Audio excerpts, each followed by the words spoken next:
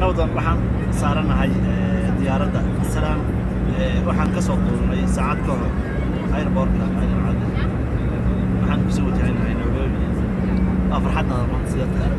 bismillaahi rahmaani rahiim assalaamu calaykum waraxmatullaahi wabarakaatuh aan safar kuna sii socnaa magaalada Nairobi gaar ahaan Jomo Kenyatta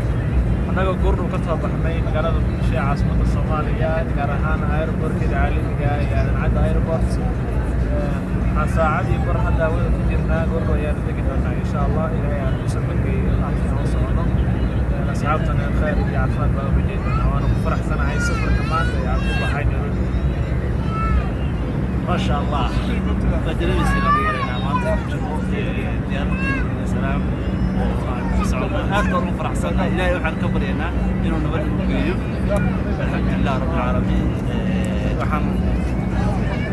aad baad u mahadsantihiin asxaabta dhammaan maxaad leedahay aad baad u mahadsantihiin